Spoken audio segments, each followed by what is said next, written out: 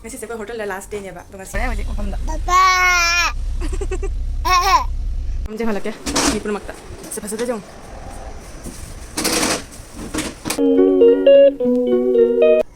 Hello everyone. Ngasi ko hotel la last day nya ba. Tunga si check out to ni horan pung 12 ki mamang da. 14 days ti suda ko na rai se. To huji pochi khara lo sanga da badi wat le ko. Do hana I breakfast to bachatla ni huji. Adu lo laga laga packing start to rani khara le yosin se. Adu 12 ta ge mamang check out to ni ba se ge. Pati bathang bathang ko na jeng halaga ko. Ngasi day gi breakfast se wan tawre. Mogi mong phangba se I miss tawni. Adu moi view se so. Si view si jenga ga cha thakpa khotpa as ngai bana. Adu miss tawni ai. खत्म bye bye tata good bye अखोई पोचे लोसनबा होगतले होजि खा खा तौना मतम सिदि नक्सले थोप मतम जवक तोरे अखोई थोक तोरे होजि सना सगम थै अदु लोरागा थोनी पैकिंग सेकिंग अवार्ड पसिंग तो लोय लोसनले पोचे सिंग खरा चेक तोरे पा पोचे थांदोकपा हाव खरे होजि खा खा तौना अम्मा मपा चखरा कप्पा हावरे Nako. Nang le hauroy ne keswa. Chatuni nako.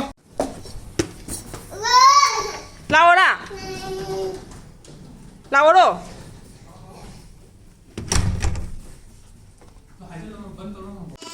Manang di sejong. Sana nako. Ui. Tutup papa sekali ya selang.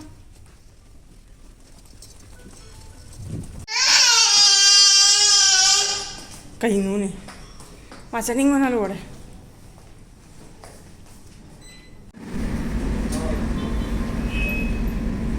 Lengan no, lengan atas lengan saya dah colok pada lagi.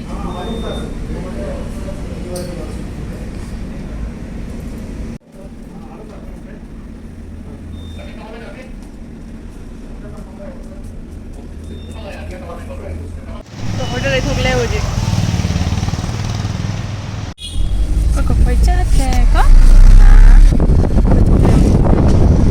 Ini hujik posisi pura ke betul eh. Lagi sana mana baik tu adu tu pura tak tu dah.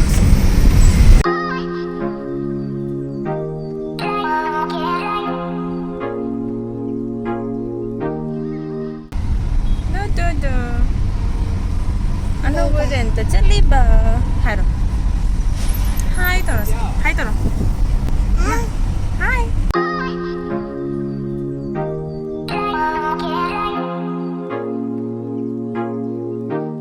Papa kada ino na. Papa maning dalay. Papa udra na. Papa thiri na. Ingay mo.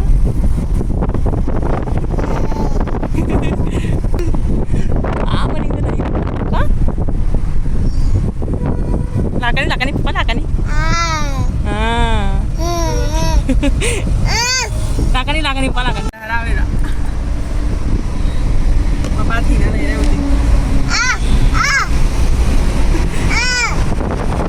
Le sabrai tabri.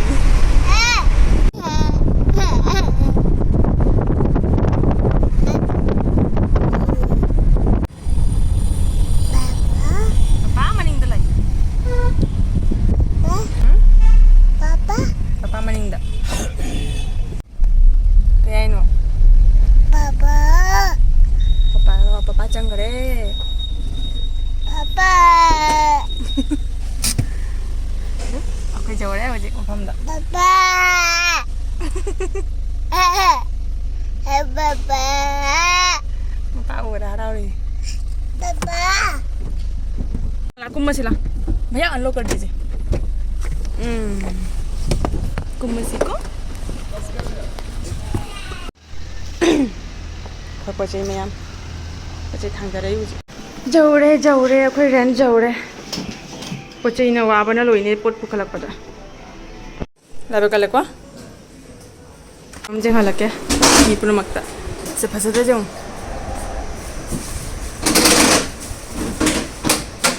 Akhoi room gi khirki dagi view ni se.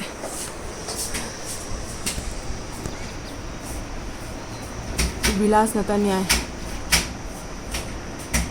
ꯐꯖꯕꯅ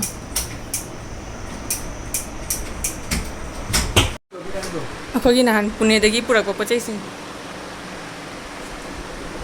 ꯋꯥꯠꯂꯤ ꯍꯧꯖꯤꯛ ꯐꯖꯅ ꯑꯟꯄꯦꯛ ꯇꯧꯒꯗꯕ ꯄꯣꯠ ꯆꯩ ꯃꯐꯝ ꯃꯐꯝ ꯊꯝꯒꯗꯕ ꯋꯥꯠꯂꯤ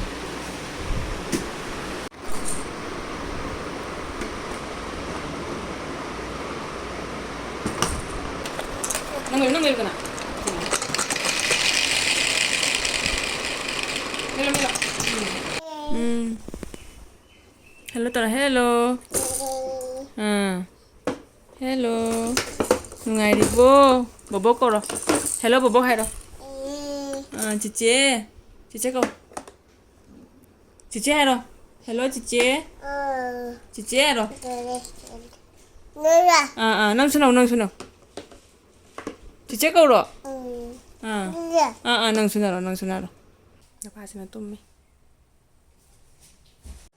ꯆꯥꯅꯕ ꯉꯥꯏꯕꯗ ꯋꯥꯔꯦ ꯉꯁꯥꯏꯗꯤ ꯑꯣꯔꯗꯔ ꯇꯧꯈ꯭ꯔꯦꯅꯦ ꯍꯧꯖꯤꯛꯐꯥꯎ ꯂꯥꯛꯇ꯭ꯔꯤ ꯍꯧꯖꯤꯛꯇ ꯄꯨꯡ 3 ꯇꯥꯔꯦ ꯑꯗꯣ ꯍꯧꯖꯤꯛ ꯌꯧꯔꯛꯑꯅꯦꯕ ꯄꯣꯠ ꯆꯩꯁꯤꯡꯁꯦ ꯊꯥꯡꯖꯟ ꯈꯣꯠꯆꯟꯅ ꯍꯧꯖꯤꯛꯐꯥꯎ ꯐꯖꯅ ꯂꯣꯏꯕꯨꯗꯤ ꯂꯣꯏꯁꯟꯗ꯭ꯔꯤ ꯔꯨꯝꯁꯤꯃꯗꯤ ꯃꯈꯥꯁꯦ ꯐꯖꯅ ꯇꯩꯊꯣꯛ ꯈꯣꯠꯇꯣꯛ ꯂꯣꯏꯔꯒ ꯁꯦ ꯃꯦꯇ꯭ꯔꯦꯁ 2ꯈꯛ ꯊꯥꯔꯦ ꯑꯗꯨꯒ ꯑꯩ ꯄꯣꯠ ꯆꯩ ꯃꯌꯥꯝꯁꯦ ꯂꯣꯏꯅ ꯁꯤꯗ ꯊꯝꯃꯤ ꯍꯧꯖꯤꯛ ꯉꯥꯏꯍꯥꯛꯀꯤ ꯁꯣꯟꯒꯤ ꯔꯨꯝꯁꯤꯡꯁꯦ ꯁꯦꯡꯗꯣꯛ ꯈꯣꯠꯇꯣꯛꯑꯒ ꯇꯩꯊꯣꯛꯑꯒ ꯑꯗꯨꯒ ꯑꯁꯦ ꯑꯃꯨꯛ ꯃꯐꯝꯗ ꯊꯝꯗꯣꯏꯅꯦꯕ ꯁꯦꯒꯤ ꯃꯁꯔꯨꯝ ꯕꯤꯔꯌꯥꯅꯤ ꯑꯣꯔꯗꯔ ꯇꯧꯈꯤꯕ ꯌꯧꯔꯦ ꯆꯥꯔꯅꯤ ꯍꯧꯖꯤꯛ ꯄꯣꯠ ꯆꯩꯁꯤꯡꯁꯦ ꯐꯖꯅ ꯁꯥꯏꯖꯤꯡ ꯇꯧꯕ ꯂꯣꯏꯗ꯭ꯔꯤꯕꯅꯤꯅ ꯀꯤꯆꯟꯒꯤ ꯄꯣꯠ ꯆꯩꯁꯤꯡ ꯑꯗꯣ ꯑꯗꯨꯗꯨꯅ ꯑꯩꯈꯣꯏ ꯍꯧꯖꯤꯛ ꯃꯄꯥꯟꯗꯩ ꯁꯨꯝ ꯑꯣꯔꯗꯔ ꯇꯧꯔꯤꯅꯦꯕ ꯑꯗꯨꯅ ꯃꯄꯥꯟꯗ ꯑꯣꯔꯗर ꯇꯧꯔ ꯆꯥꯔꯤꯅꯤ ꯑꯗꯣ ꯖꯦꯡꯒꯅꯤ ꯍꯣꯔꯦꯟ ꯅꯨꯡꯗꯥꯡꯁꯨ ꯀꯔꯤꯒꯨꯝꯕ ꯄꯣꯠ ꯆꯩꯁꯤꯡ ꯑꯋꯥꯠꯄ ꯂꯩꯔꯛ ꯈꯣꯠꯂꯛꯅ ꯄꯨꯔꯥ ꯔꯦꯗꯤ ꯑꯣꯏꯔꯒꯗꯤ ꯑꯩꯈꯣꯏ ꯅꯨꯡꯗꯥꯡꯗꯩ ꯊꯣꯡꯒꯅꯤ ꯑꯗꯨ ꯅꯠꯇ꯭ꯔꯒꯅ ꯍꯌꯦꯡꯗꯩ ꯊꯣꯡꯒꯅꯦꯕ ꯍꯧꯖꯤꯛ ꯋꯥꯠꯂꯤꯁꯦ ꯍꯣꯜꯗꯨꯒꯤ ꯊꯕꯛ ꯑꯗꯨꯗꯒꯤ ꯄꯣꯠ ꯆꯩ ꯃꯐꯝ ꯆꯥ ꯊꯝꯕ ꯑꯁꯤꯅꯤ ꯋꯥꯠꯂꯤꯁꯦ ꯑꯗꯣ ꯍꯧꯖꯤꯛꯇꯤ ꯑꯩ ꯆꯥꯕ ꯂꯣꯏꯕꯇ ꯉꯥꯏꯃꯤꯅ ꯉꯥꯏꯍꯥꯛꯇꯪꯗꯤ ꯔꯦꯁ ꯇꯧꯒꯅꯦꯕ ꯑꯗꯨ ꯂꯣꯏꯔꯒ ꯑꯃꯨꯛ ꯊꯕꯛ ꯍꯧꯔꯅꯤ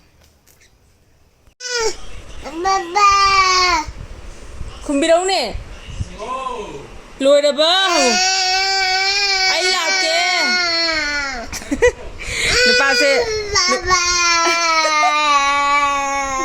ꯅꯨꯄꯥꯁꯦ ꯃꯄꯥꯟ ꯊꯣꯛꯀꯦ ꯍꯥꯏꯅ एकदम ꯅꯤꯡꯉꯥꯏ ꯇꯧꯔꯤ ꯂꯣꯏꯔꯦ ꯅꯈꯣ ꯄꯄꯥ ꯄꯣꯠꯆꯩ ꯊꯥꯡꯖꯜꯂꯤꯑꯕ ꯋꯥꯠꯂꯤꯑꯕ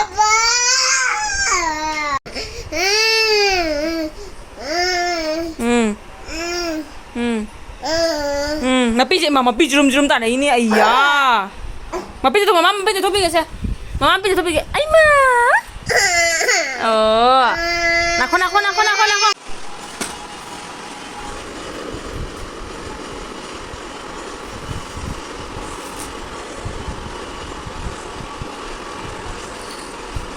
bedroom siga asigadi loisalle hall gas pura loire kitchen se loire hojigaibu akhogi phi singse phajana almira da set to to tangai trolley kai kara se thoga duga di horen pothara ga su tawba jare da tam na tawrani ne pasdi mai sana ba busy hoy gare hujikta man nungai re mafam gudingi thong hang do khoto tana cha to sin tawba jara se man nungai re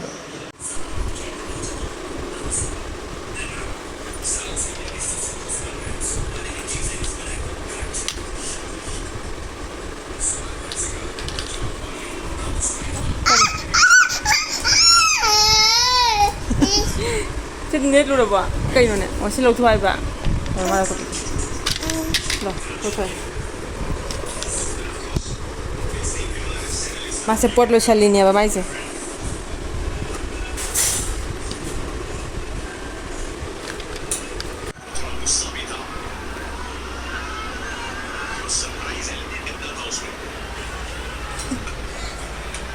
sana kai jengi no mat thun jeng cây riêng như vậy nè hả nó cây riêng như vậy nó sẽ phải giờ vào bộ riêng như vậy zoom sẽ phải giờ vào nó lap đi cô anh là zoom tàu đi zoom macam asyik mati kita ni lagi sih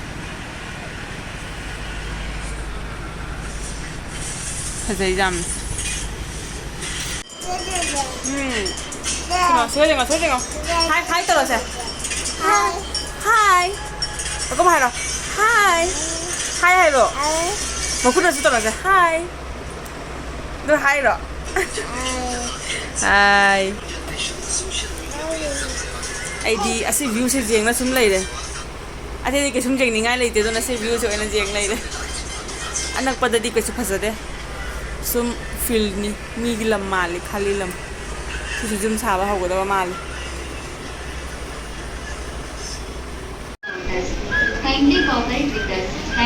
ꯑꯩꯈꯣꯏ ꯗꯤꯃꯥꯔꯠꯇ ꯍꯧꯖꯤꯛ ꯄꯣꯠ ꯆꯩ ꯃꯊꯧ ꯇꯥꯕ ꯈꯔ ꯂꯩꯕꯒꯤ ꯂꯥꯛꯏ ꯁꯟꯗꯥ ꯑꯣꯏꯔꯦ ꯍꯧꯖꯤꯛ ꯃꯤ ꯈꯨꯇꯤꯟ ꯑꯃ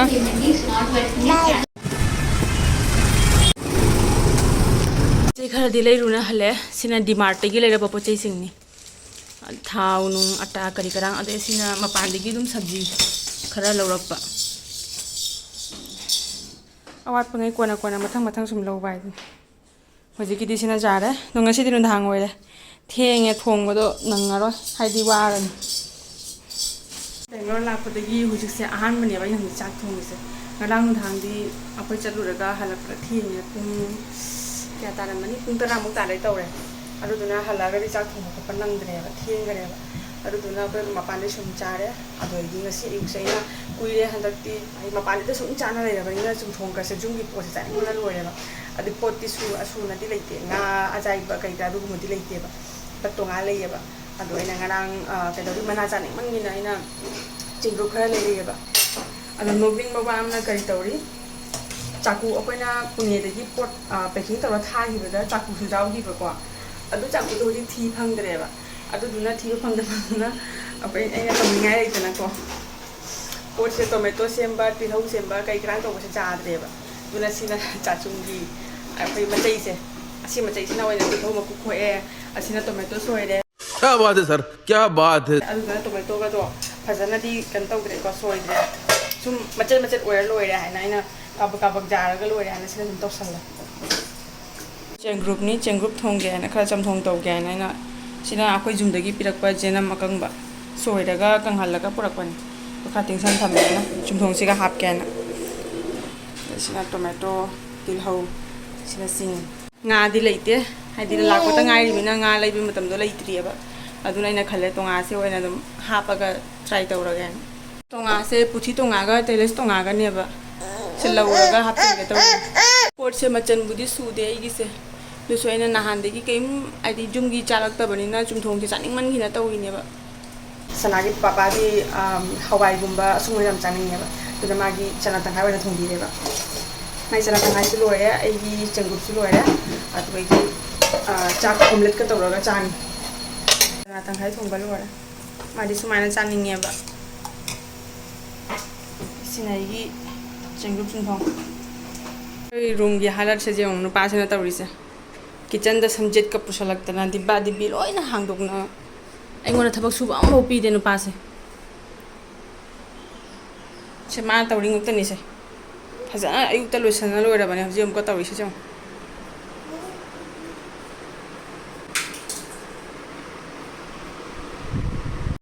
nu pa ji tingkhat na chakhai ma tung ngare te ai huji mayam chakhai mayam se loisale loisan loiraga hujik ta ma cha kabang ka thakyan phamjari ngarang de iwa manna te makha ta ba vlog number nga mahudrabani na ngasi gi se hai ngasi oina khara add tawri ni ko ado makha ta ba te video mathang na su mathang mata hapakke ngasi gi oina si vlog share la sala ko bye bye